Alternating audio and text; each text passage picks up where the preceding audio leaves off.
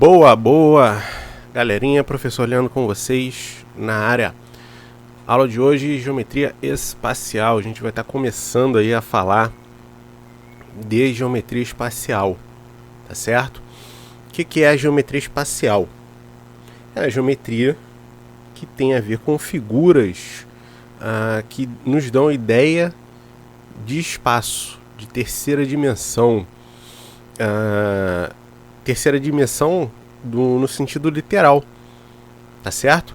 Essas figuras planas que normalmente a gente está acostumado a desenhar, quadrado, triângulo, todas elas só têm o que? Base e altura, comprimento, largura, duas dimensões. Agora a gente vai estar falando já das figuras que nos dão a ideia de três dimensões.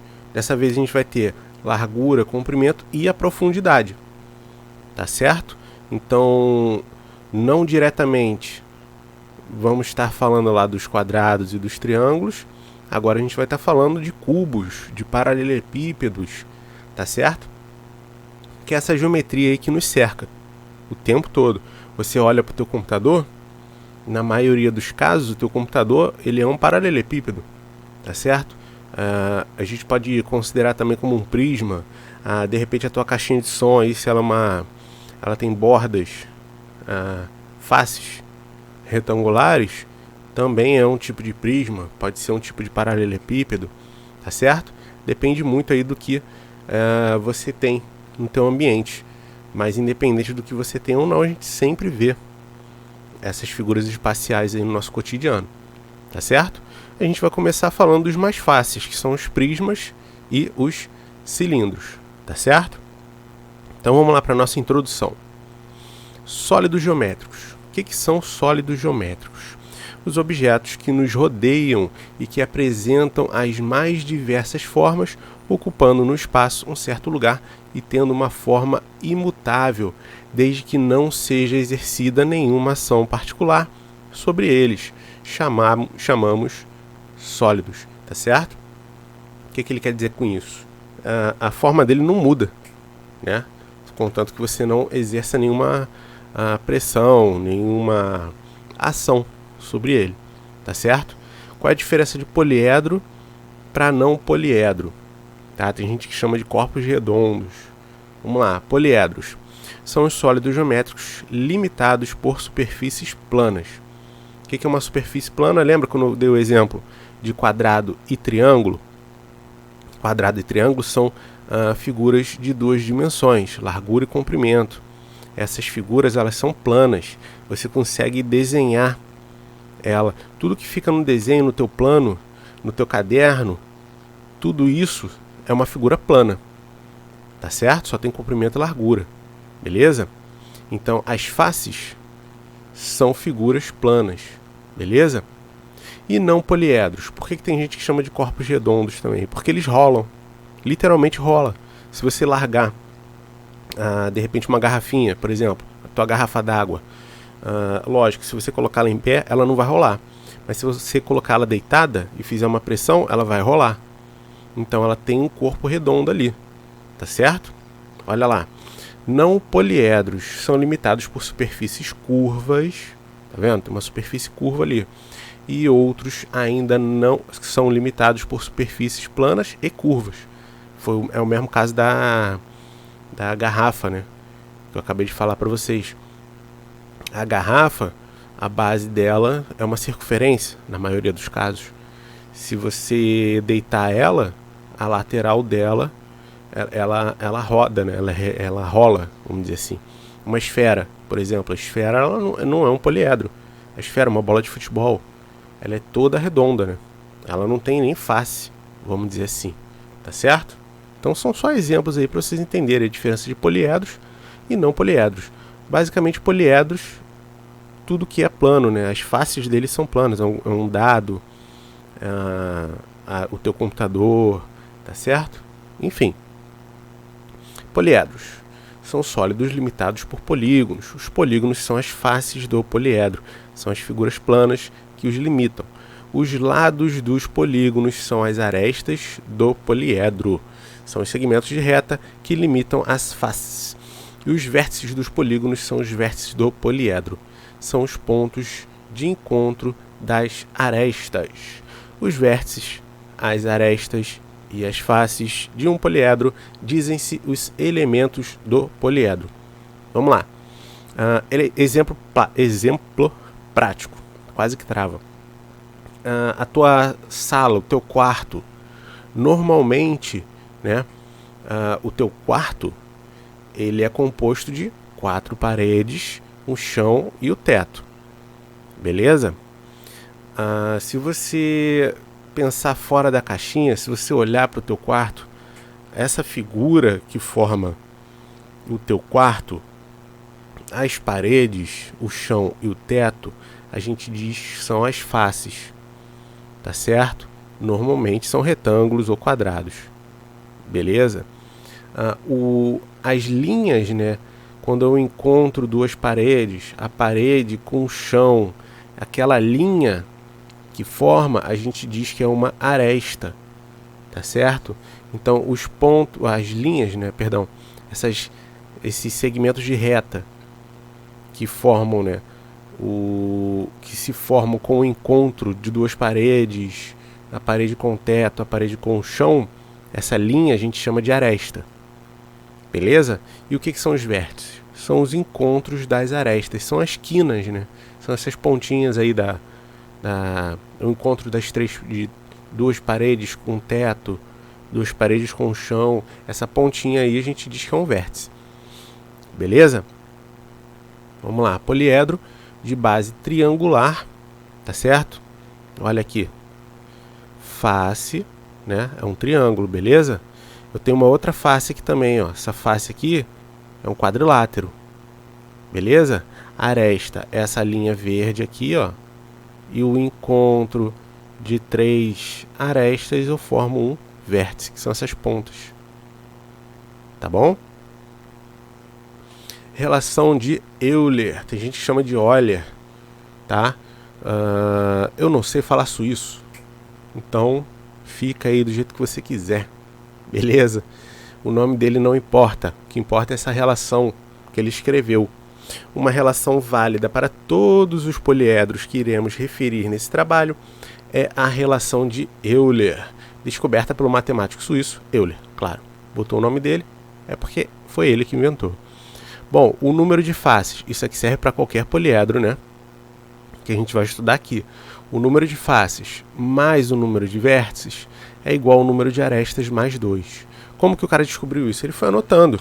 Ele foi observando os poliedros, né, estudados, e foi anotando. O número de faces, tanto. Número de vértices, tanto. Ele achou uma relação entre eles.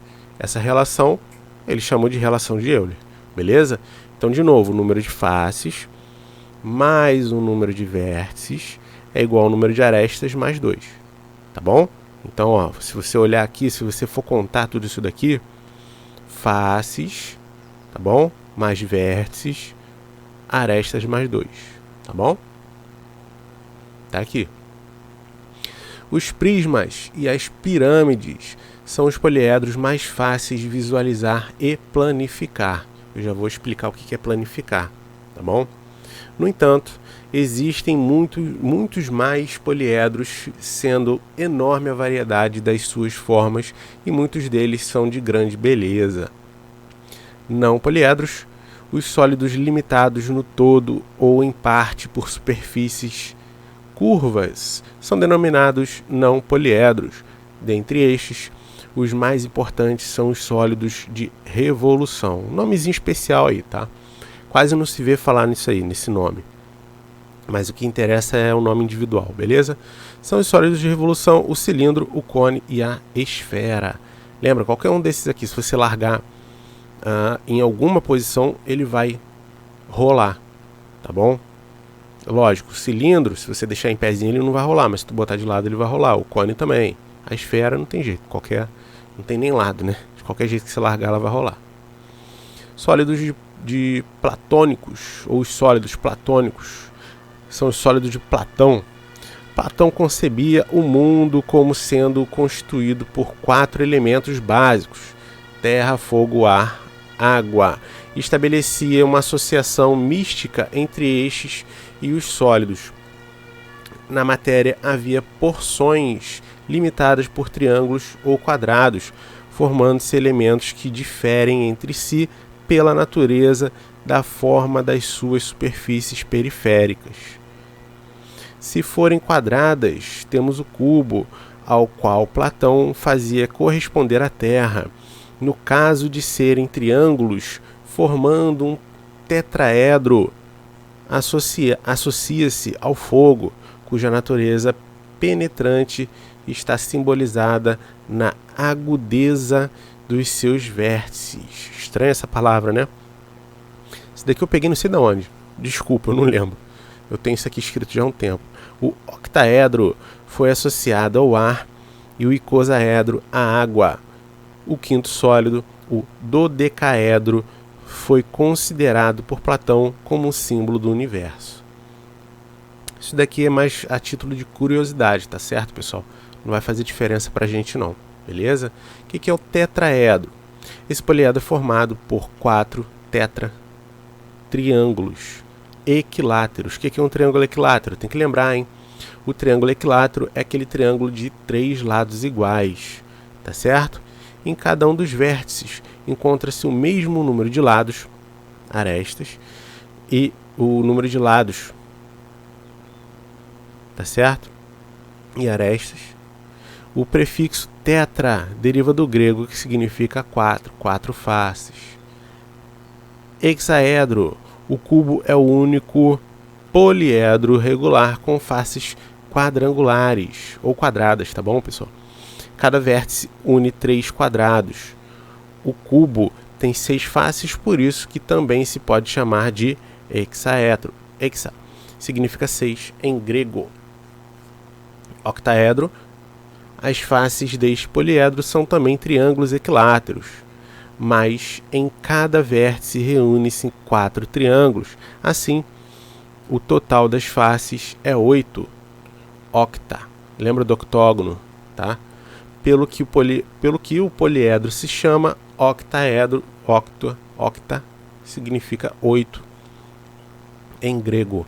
Dodecaedro é o único poliedro regular cujas faces são pentágonos regulares. Parece uma bola de futebol, né? Mas se você olhar os gomos da bola de futebol, não são só pentágonos, tá certo? Ela não ia ficar tão redondinha se fosse só assim. Vocês podem ver pela figura, né? Em cada vértice encontram-se 3 pentágonos. Assim, esse poliedro é formado por 12 faces, e daí ter o nome de dodecaedro. Dodeca significa 12 em grego. Icosaedro. Neste poliedro são 5 os triângulos equiláteros que se encontram em cada vértice, perfazendo. É difícil, né? A gente tem que fazer um curso de português para poder falar essas palavras. Perfazendo 20 faces. Por isso, o poliedro se chama icosaedro. Icosa, 20 em grego. Beleza? Pessoal, olha só. Esses aqui não são os únicos, mas são os principais. Tá bom? São os de Platão. Esses aqui são os principais que caem em concurso.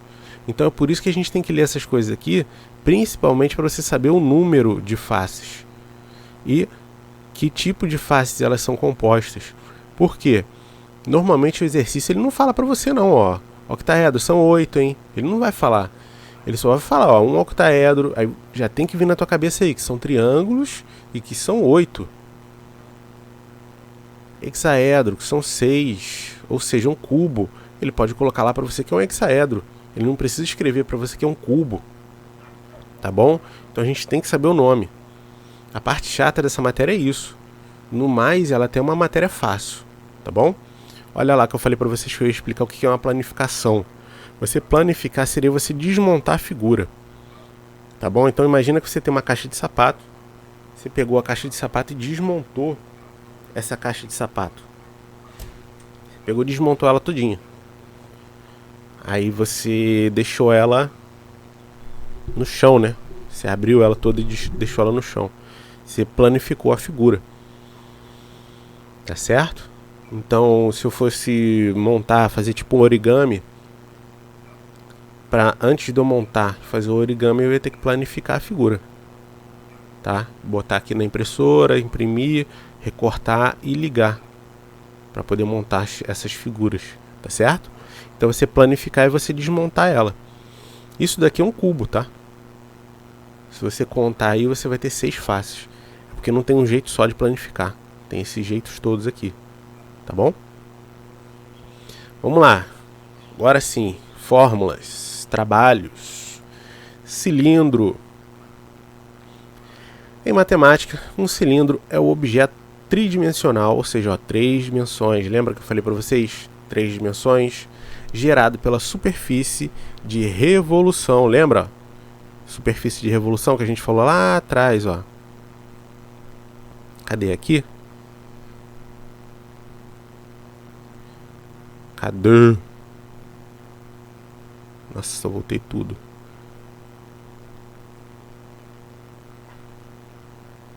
Aqui, ó, sólidos de revolução. Bom, só demorou 1 hora para achar, mas foi.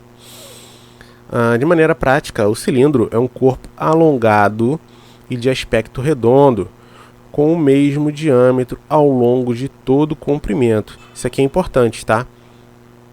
Quer dizer, se eu falo para você a base, eu te dou esse diâmetro da base aqui, a base é uma circunferência, tá? Se eu te dou o diâmetro da circunferência, eu estou te dando o diâmetro dele todo. Isso aí facilita muito o trabalho, tá certo? O cilindro é um não poliedro, um corpo redondo, pois tem uma superfície curva, tá bom? Cilindro e o cotidiano estão presentes de inúmeras maneiras em nossa vida cotidiana. O cilindro é a forma mais comum de um recipiente simples, uma lata de refrigerante, uma pilha, um cano d'água. Exemplos. Classificação do cilindro. Os cilindros podem ser classificados de acordo com a inclinação da geratriz, eu já falo o que é isso, em relação aos planos das bases. Em cilindro circular oblíquo, pessoal, tudo que é curvo, que é inclinado, a gente diz que é oblíquo. Tem uma figura mais para frente, eu já mostro para você. A geratriz é oblíqua às bases. Já vou explicar. Cilindro circular reto. A geratriz é perpendicular. Tudo que é perpendicular, 90 graus. As bases. Vamos lá. Olha lá. Esse carinha aí é oblíquo. Tá certo? Por que ele é oblíquo? Ó? Esse cara aqui, ó. Essa minha linha de eixo, repara, em relação à base, tem um ângulo diferente de 90 graus. É inclinado. Tá bom? Se fosse igual a 90 graus, ele ia ser retinho, né? Um ângulo reto perpendicular. Tá certo? Repara, a altura você tira da diferença das bases. Perpendicular à base. Tá certo? Independente se ele está inclinado ou não. Tá bom? Beleza? Então é só olhar aqui, eu tenho a base superior, tenho a base inferior. Esse ângulo do eixo aqui, ele é diferente de 90, logo ele é oblíquo. O que é geratriz? Essa linha aqui, né? Essa lateral. Se eu pegar e rodar, girar esse eixo aqui, teoricamente ele vai me dar um cilindro. Tá bom? Geratriz é essa linha aqui, ó. É só a linha, tá, gente? Não é a lateral toda, não. É só essa linha aqui.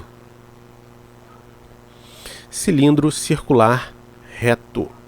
Olha lá, isso aqui é mais fácil ainda, tá? Reto, ângulo reto, perpendicular à base, tá certo? Ó, a geratriz aqui de novo, que é só essa linha aqui. Beleza? Esse daqui, então, se eu girar aqui em cima do eixo, vai dar o teu cilindro certinho, né? O eixo é perpendicular aos planos das bases. A geratriz é igual à altura. Não, adiantou muito. Em um cilindro reto pode ser obtido, ao girar um retângulo, o que eu falei para você? Em torno de um dos seus lados.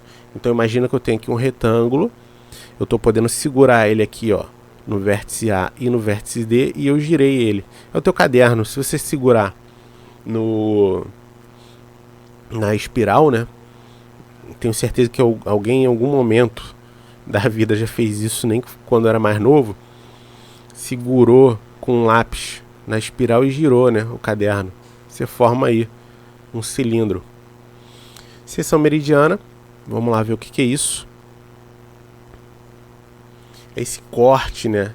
Imagina que eu tenho aquele cilindro lá, eu cheguei aqui e cortei. O retângulo ABCD é a seção meridiana do cilindro. É só nome, tá, gente? Nomenclatura. Mas vocês podem ver que isso daqui não é difícil. Se eu fosse pedir para você chegar nesse retângulo, o B e o D é a altura do cilindro, de A até B é o diâmetro do cilindro, tá bom? Então não tem mistério, não. É só nomenclatura, porque é chato, né? Ficar decorando essas coisas. Olha o diâmetro, ó, 2R, altura. Seção meridiana. A ABCD é um quadrado cilindro equilátero. O que é um cilindro equilátero? Diâmetro é igual à altura, tá bom? Cilindro equilátero é o cilindro reto, em que o diâmetro é igual à altura. Secção, né? Secção é corte, tá bom, gente? Transversal. Uma seção transversal de um cilindro é a interseção do cilindro com um plano paralelo ao plano da base. Vamos lá ver isso daí na figura. Então imagina você que eu peguei aqui o meu cilindro e cortei, né? Esse alfa tá em verde aqui, é um plano, tá certo? Imagina que eu peguei e cortei, tá certo? Isso daqui é uma seção transversal. Ela tem que ser o quê? Ó, paralela à base, tá certo? Então tem que ser de maneira paralela, beleza? É como se eu estivesse diminuindo esse meu cilindro.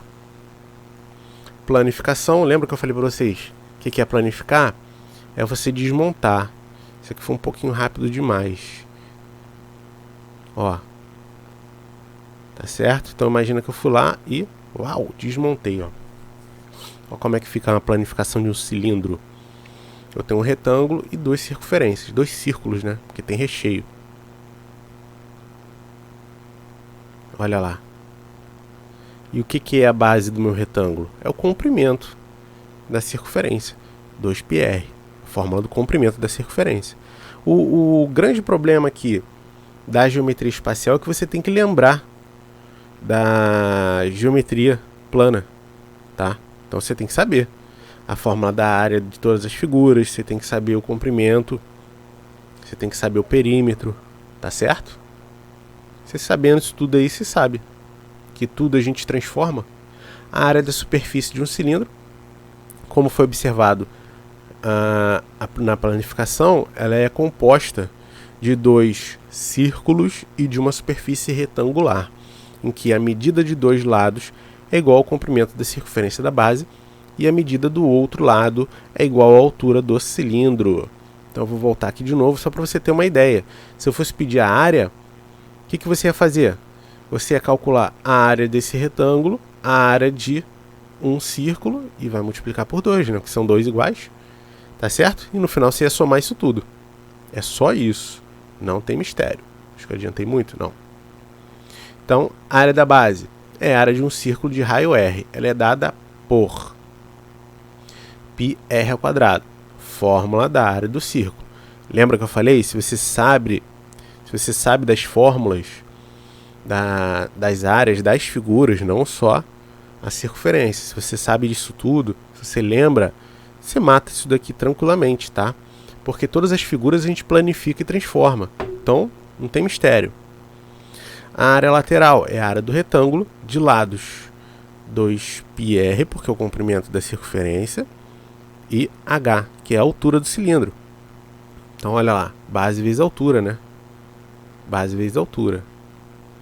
A área total vai ser 2 vezes a área da base, lembra que eu tinha dois círculos, mais a área lateral. Tá bom? Não preciso decorar, tá? Você fica à vontade se você quiser, mas não precisa decorar. Se você lembrar que é isso daqui, você chega lá tranquilamente, tá? Eu nunca decorei isso daqui. A aplicação da área lateral e total do cilindro. Agora a gente vai fazer aqui uns exercícios. Então vamos lá. Exemplo 1. O diâmetro da base de um cilindro reto é 12. Ele está te dando o diâmetro. Tá bom? A gente tem que lembrar dessas coisinhas, né? Então o que é o diâmetro? É 2 vezes o raio. Logo o raio aqui é 6, né? Lembra disso daqui, tá bom? A altura é de 5. Ele já planificou aqui para você, hein? Já foi metade do caminho aí, hein? Calcule sua área total. Lembrando, o que é área total? A gente calcula aqui a área do retângulo, a área do círculo, multiplica por 2 a área do círculo e soma tudo, tá certo? A área do círculo, πr ao quadrado. A área do retângulo, base, que é h, nesse caso aqui é a base, né? Mas a gente sabe que tanto faz, se trocar aqui a ordem de fatores não altera o produto. E no caso aqui a altura do meu retângulo vai ser o comprimento da circunferência. O que é o comprimento da circunferência? 2πr, tá bom? R é 6, lembra, ele te deu, né? Tá certo? Então olha só, vou combinar com vocês o seguinte. Todos esses exercícios que eu for passar aqui para vocês, eu vou dar um tempo para você pausar e tentar fazer.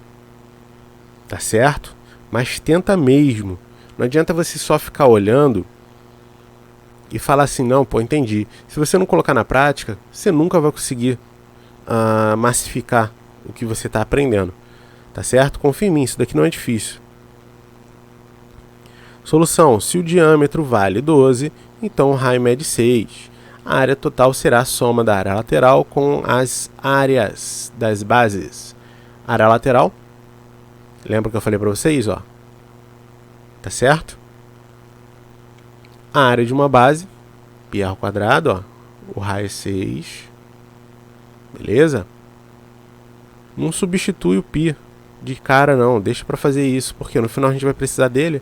A área total, tá certo? Aí multiplica aqui, ó. 3,14, eu não falei nada aqui no exemplo, mas a gente substitui aqui por 3,14. Beleza? Lembrando que ele sempre tem que falar para você por quanto que você tem que substituir o π. Tá certo?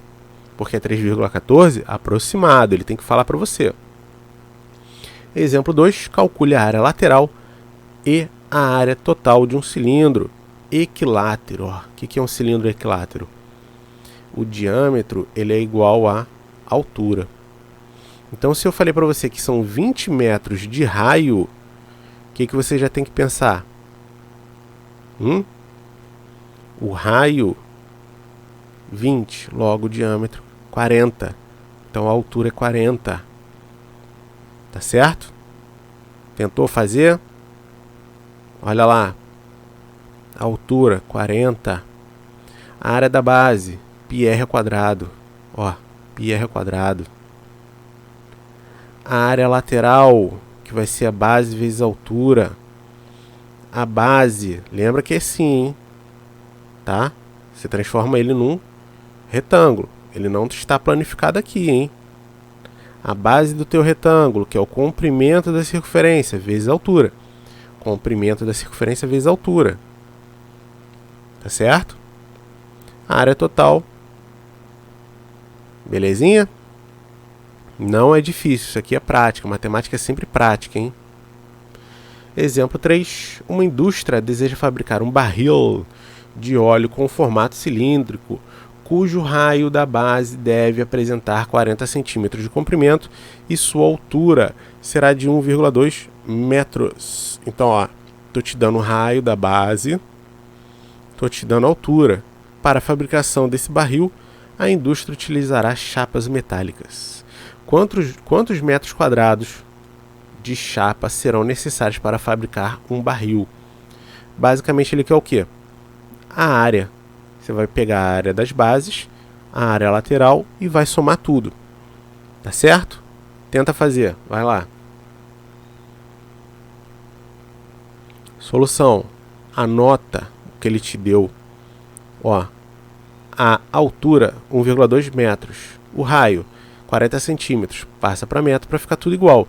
Você pode passar também 1,2 para centímetro. Só que não é muito legal por quê? a pergunta está em metro. Então, se você passar esse cara aqui para metro, acaba o trabalho aqui. Se você passar esse cara para centímetro, no final você vai ter que converter. E converter metro quadrado, centímetro quadrado, é mais difícil, tá? Você só tem que lembrar, né, que você tem que pular o dobro de casas. Ou seja, vamos evitar erro e vamos fazer do jeito mais fácil, mais simples. Área total. Área lateral mais 2 vezes a área da base. Vamos lá. Substituiu. Tá certo? Chegamos aqui à área total. Exemplo 4. Determine a área total de um cilindro circular reto de 16 centímetros de altura e raio da base medindo 5. Então, não tem nem mistério, né? Nem quis inventar muito aqui, é só pegar e jogar direto a fórmula. Anota o que ele pede, o que você tem e substitui direto na fórmula. Receitinha de bolo, hein? Vamos praticar? Não tem muita diferença dos exemplos, né? Eu vou fazer a mesma coisa. Eu vou passar o exercício, depois vou comentar aí a resposta. A altura de um cilindro reto vale 6 centímetros e o raio da base mede 2. Determine a área total do cilindro. Mesma coisa de sempre. Então vai lá, pessoal. Tenta fazer aí, hein? Por favor. Não fica só olhando, não. Pausa o vídeo. Observa. Tenta reproduzir. Tá certo? Depois dá o play para poder conferir.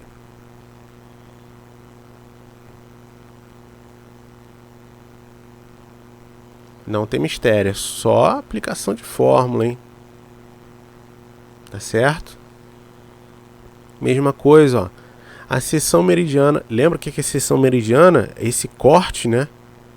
Eu peguei e cortei aqui, né? Passei uma faca. Imagina que isso aqui é um queijo Minas, né? Que é redondinho. Peguei e cortei a metade do queijo. Sou olho grande e cortei. Tá certo? Esse corte, exatamente no meio, vamos dizer assim, é uma seção meridiana. Raio, altura. A seção meridiana de um cilindro equilátero tem perímetro igual a 16. Determine a área lateral e a área total. O que é perímetro? O perímetro é a soma de todos os lados. Tá bom? O cilindro, para ele ser equilátero, o diâmetro é igual à altura. Ou seja, a seção meridiana, pessoal, do cilindro equilátero é um quadrado. Quadrado, 4 lados iguais. A soma dos 4 tem que dar 16. Logo, a altura e o diâmetro são igual a 4. Tá certo? Chegou no diâmetro, você sabe que o raio é 2. A altura é só para a gente aplicar a fórmula. Olha lá. Beleza? Então não tem mistério. Se você lembrou do nome, né? Por acaso, se você tentou fazer, você não lembrou o que é seção meridiana, volta o vídeo, não custa nada, pessoal. Vai lá. Tá certo? Volume. Volume também é muito simples, é só aplicação de fórmula. Volume é o espaço ocupado por um sólido, por um líquido ou por gás. Uma curiosidadezinha, né? Esse botijão de gás que a gente compra, o gás que está ali dentro não é em forma de gás, ele vem em forma de líquida, tá? A composição dele é líquida. Quando ele sai dali é que ele passa a ser um gás, tá certo? É a mesma coisa do gás do carro. Quem tem gás aí no carro, do papai e da mamãe aí, sabe que você parou no posto, ele não está injetando um gás na forma gasosa, ele está injetando um líquido, tá? Quando ele sai do cilindro, ele transforma, ele passa, tá, para composição gasosa, tá certo? Só uma curiosidade aí para vocês.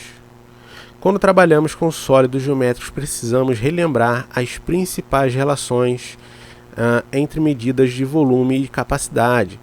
Veja, olha só, pessoal, isso aqui é importantíssimo. Tá certo? Isso daqui quase ninguém lembra e cai pra caramba, hein? Todas essas três aqui são a mesma, tá? É só questão de você transformar, andar com a vírgula para a direita, para a esquerda, tá certo? Qual é a principal aqui que eu aconselho você a decorar? 1 metro, 1000 litros, tá bom? Ficou faltando um S aqui. 1 metro cúbico, 1000 litros, beleza? Então você tem uma caixa d'água. A caixa d'água você pode comprar pelo volume, tá certo? Ou pela quantidade d'água. Na real tudo é volume, né? Eu quero saber quantos litros eu vou colocar numa piscina. Você vai calcular o volume. Calculou em metros quadrados, você decompõe, né? Você transforma para litro. Tá certo? É assim que se calcula. Volume do cilindro. O cilindro possui duas faces iguais de formato circular. Para calcular o volume do cilindro, deve-se fazer o produto da área de sua base pela altura. Muito simples. Então, calculou a área da base, multiplica pela altura. É só isso, pessoal. Tá bom? É muito simples, hein? Área da base, πr quadrado. Π, tá bom? Volume, área da base, vezes a altura. Então, π r ao quadrado vezes h. Tá certo? Muito simplesinho. Então, para calcular o volume de um cilindro, exprimem-se... Nossa senhora, né? Não tinha uma palavra mais complicada para eu colocar nisso aqui. O raio da base e a altura do cilindro na mesma unidade. Importantíssimo. Isso aqui na matemática, física, química, qualquer coisa que você vai trabalhar, nunca se mistura unidades. Você sempre tem que estar trabalhando na mesma unidade, tá? Calcula-se a medida da área da base e multiplica-se pela altura. Indica-se unidade de volume correspondente à unidade de comprimento escolhida. Se for metro, vai ser metro cúbico. Se for centímetro, centímetro cúbico e assim por diante. A aplicação de volume no cilindro. Exemplo 1. Então, ó, mais uma vez, tá certo? Você viu que é muito simplesinho. A gente já fez alguns exercícios lá de área. O processo é até mais simples. Então, pausa o vídeo. Tenta reproduzir isso daqui, tenta fazer antes de eu dar a resposta, tá certo? Vamos combinar assim. Um tanque no formato cilíndrico é utilizado no armazenamento de combustível de uma transportadora de produtos alimentícios. As medidas desse tanque são as seguintes. Tudo isso aqui é uma historinha só para justificar os números. Raio da base medindo 4 metros de altura. Perdão, 4 metros. E altura igual a 12 metros. Então pronto, ele já te deu tudo. Tá certo? Isso aqui você já fala para mim o volume. Deseja-se encher esse tanque com óleo diesel para abastecer a frota de 150 caminhões que possuem o tanque também no formato cilíndrico, medindo 1,5 metro de altura e raio da base medindo 90 centímetros. Ó, unidades diferentes, então a gente já sabe que vai ter que transformar. Verifique se a quantidade de óleo diesel a ser armazenado no tanque da empresa é necessária para abastecer todos os caminhões uma única vez durante um dia, considerando que o combustível dos caminhões esteja bem próximo de acabar. Então, considerando que eu tenho aí vários tanques vazios, eu quero saber se o meu tanque lá na minha empresa eu vou conseguir abastecer uma frota de 150 caminhões, tá certo? Então dá para a gente dividir aqui nosso exercício em algumas partes. Primeiro, qual o volume total lá do meu tanque cilíndrico? Então, ó, o raio 4 metros. Lembra como é que calcula o volume? Área da base vezes a altura. πr ao quadrado vezes a altura. Beleza? Então, ó, πr ao quadrado vezes a altura. Vou ter aqui o volume do meu cilindro, do meu tanque de combustível. São 150 caminhões. Você vai fazer a mesma coisa para cada tanque individual e vai multiplicar por 150 e vai ver se o número vai dar. Olha lá. Volume do tanque da empresa. πr ao quadrado vezes h. π, r, h. Ou seja, eu tenho 602,88 metros cúbicos. Lembra, isso aqui é coisa pra caramba. 1 metro cúbico é igual a 1000 litros. Então multiplica isso aqui por 1000, dá 602.880 litros. Coisa pra caramba, hein? O volume do tanque de cada caminhão, 90 centímetros. Ó, lembra de transformar, hein? 0,9 metros. Passa para metro porque está tudo em metro. Isso aqui é um caminhão. Agora eu vou pegar isso aqui e vou multiplicar por 150.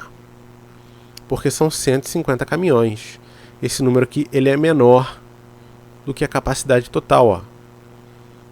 A capacidade total do tanque de armazenamento é de 602. A quantidade necessária para abastecer todos os caminhões é de 572. Então, o óleo diesel do tanque é suficiente para abastecer toda a frota e ainda vai sobrar. Tá certo? Exemplo 2. Deseja-se construir um tanque no formato cilíndrico com um volume de aproximadamente 250 metros cúbicos. Ele está fazendo o contrário. Dessa vez ele te deu o volume. E a altura igual a 9. Então o que está faltando aqui? É o raio. Muito provavelmente ele vai pedir o raio ou o diâmetro. Determina a medida aproximada do raio. Olha lá. Tá certo? Então ele fez o contrário. Dessa vez ele te deu o volume e te deu a altura. Não tem mistério, é só jogar na fórmula. Volume, ó. Ele te deu. Eu quero o raio. Te dei a altura. Tá certo? É só substituir. Por isso que é aproximado, ó. Que a gente tem aqui uma raiz quadrada. Exemplo 3. Uma empresa irá fabricar latinhas de alumínio para uma indústria de refrigerantes.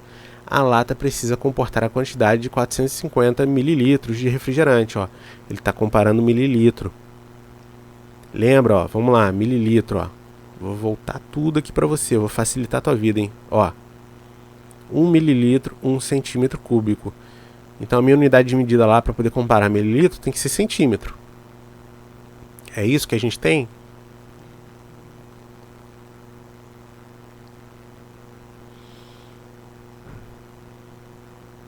Centímetro. Ó. Bom, já facilitou. Então é só aplicar a fórmula, pessoal. Não tem mistério, hein? Tá certo?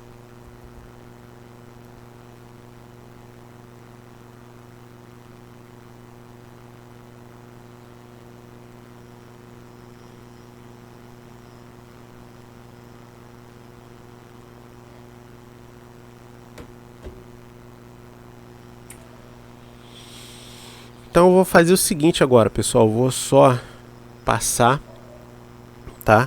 Vocês vão acompanhar aí as respostas. Eu vou estar dando tempo para vocês tentarem fazer. E por favor, galera, faz, tá? Porque matemática é prática. Eu coloquei vários exemplos aí. Eu estou me esforçando para poder fazer uma apresentação razoável para vocês. Eu sei que pode ser melhor, tá bom? Eu posso melhorar em muitas coisas, mas está difícil também acompanhar tudo isso. Lembra que a gente não dá aula para uma escola só, tá certo? Então é praticamente o dia inteiro meu celular, não aguento mais olhar para o meu celular. Meu celular agora virou instrumento de trabalho e de apurrinhação, porque só vem problema, não vem nada de bom do celular, tá certo? Então a gente tem que ficar olhando o celular o dia inteiro, tem que ficar dando assistência, tem que ajudar as pessoas, que as pessoas estão com necessidade. Tá todo mundo enrolado aí e vamos acompanhar, tá certo? Vamos valorizar um pouquinho o trabalho do professor também. Tá todo mundo passando necessidade aí. Falou? Já queria agradecer todo mundo aí. Qualquer dúvida, pode me procurar, pode mandar mensagem, pode escrever aí, tá certo? Um grande abraço aí pra vocês. E todo mundo fica com Deus. Falou? Fui.